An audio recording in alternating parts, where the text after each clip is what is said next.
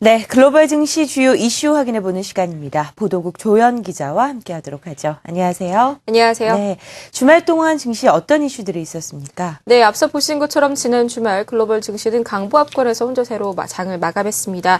거래량도 많지 않았고요. 상승과 하락폭도 크지는 않은 모습이었습니다. 이날 시장이 가장 주목했던 이슈는 미국의 3분기 GDP였죠. 미국 국내 총생산 성장률이 지난 2분기 1.3%, 또 시장의 전문가들의 예상치인 1.7에서 1.8%보다 개선된 2%로 집계됐는데요. 13분기 연속 플러스 행진을 이어가며 시장에 호재로는 작용했지만 세부 내용을 살펴보면 마냥 기뻐할 수만 없다는 것이 대체적인 분석이었습니다. 정부 지출과 소비자 지출이 급증했지만 무엇보다 경기 반등을 위해 중요한 기업의 투자와 수출이 부진한 모습을 보였기 때문이죠. 또 고공행진을 거듭하는 실업률을 획기적으로 낮추기 위해서는 GDP 2.5% 이상 성장해야 한다고 합니다. 따라서 일단은 호재로 작용했지만 크게 상승세로 이끌기에는 무리였습니다. 이외에 지난 주말간 해외 주요 이슈들 함께 살펴보시죠. 먼저 호재성 재료입니다. 미국의 올 3분기 국내 총생산 성장률이 2%를 기록했습니다. 시장의 예상을 뛰어넘는 깜짝 성적으로 미국의 GDP 성장률은 13분기 연속 플러스 행진을 이어가게 됐습니다. 미국의 10월 소비자 심리지수가 예비치보다 하향 조정됐지만 여전히 5년 만에 최고 수준을 기록했습니다. 중국 재무부산하 재정과학연구소에서 4분기 중국 경제가 반등할 것이란 낙관론을 내놨습니다.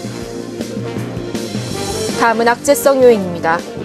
재정 위기를 겪고 있는 스페인의 실업 문제가 계속 심화되고 있습니다. 스페인의 3분기 실업률은 무려 25%로 4명 중 1명의 일자리가 없는 셈입니다. 그리스 구제안이 31일 다시 논의됩니다. 그리스 정부는 트로이카의 새로운 긴축안을 의회에 내놓고 유로존 재무장관들도 긴급 화상회의를 소집했습니다. 네, 한 주를 시작하는 월요일입니다. 이번 주 지켜봐야 할 지표들, 이벤트들이 어떤 것들이 있는지 소개를 좀 해주시죠. 네, 먼저 이번 주는 중요한 글로벌 이슈들을 다음 주를 준비하는 한 주가 되겠습니다. 다음 주에는 미국의 대선과 중국의 제18차 당대회가 몰려 있죠.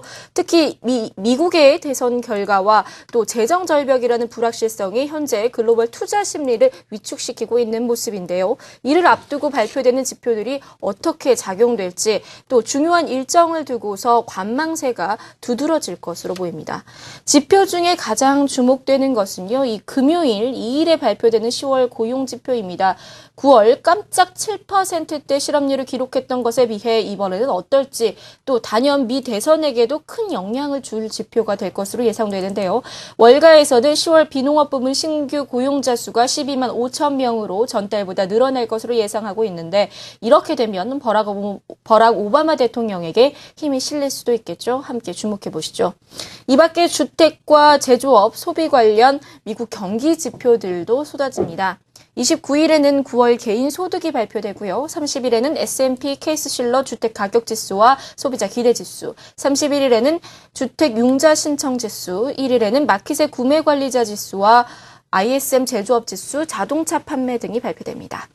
한편 어닝 시즌도 이번 주 최고 정점에 이를 전망입니다. 제너럴 모터스와 포드 등 미국의 대형 자동차 기업들이 실적을 발표하고요. 엑손모빌과 로열 더치쉘, 쉐브론 등 미 주요 에너지 기업들도 성적을 내놓습니다. 특히 에너지 업계는 이번 3분기 실적이 좋지 않을 것으로 전망되는데요. 전주 IT 기업들이 줄줄이 부진한 실적을 내놓으며 주가 하락세를 이끈 가운데 이번 주도 이 에너지주들의 실적을 주목해야 할 것 같습니다. 한편 이번 주 변수가 하나 더 있습니다. 바로 허리케인인데요. 현재 뉴욕을 포함한 미국 동부 지역은 초강력 허리케인 샌디로 공포에 휩싸였습니다. 이 1급 허리케인은 프랑켄스톰이라 불릴 정도로 엄청난 강풍과 폭우, 일부 눈보라까지 동반할 것으로 전망되며 화요일인 30일 최고조에 이를 것으로 예상되는데요. 뉴욕 증권거래소나 상업거래소는 일단 29일 정상 개장하겠다는 방침 아래 컨틴전시 플랜을 발표했습니다. 금융시장에 큰 충격을 줄지는 아직 모르겠지만 주의하셔야겠고요. 마지막으로 앞서 악재로 짚었지만 그리스의 구제안이 31일 다시 논의됩니다. 트로이카는 그리스의 긴축 이행시한을 2년 연장해주는 조건으로 150개의 추가 개혁 조치를 요구한 것으로 알려졌습니다. 그리스 정부도 이 새로운 재정 긴축안을 31일 의회에 제출하기로 했는데요. 또 같은 날 유로존 재무장관도 긴급 화상회의를 소집해 그리스 문제를 논의하기로 했습니다. 하지만 그리스 연정 내 소수 정당들이 긴축안에 여전히 거세게 반대하고 있고요. 또 그리스 유로존 각국이 이 그리스 이행시안을 연장하는 것에 한 목소리를 동의해 줄지는 아직 미지수입니다.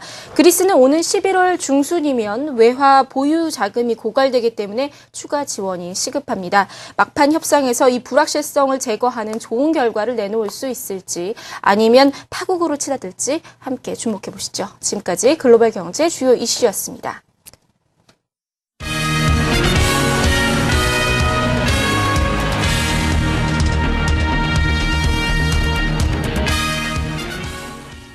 네, 지난